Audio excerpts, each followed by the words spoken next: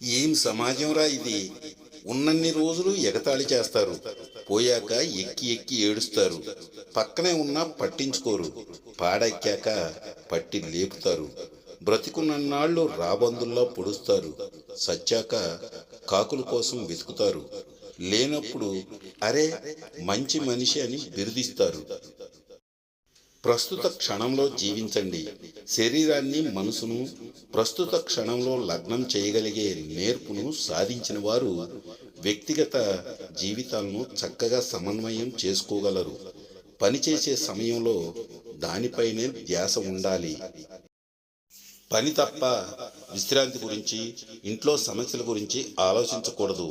అలాగే కుటుంబ సభ్యులు కలిసి గడుపుతున్నప్పుడు పని గురించి ఆలోచిస్తే ఆ సందర్భాన్ని పూర్తిగా ఆస్వాదించలేరు.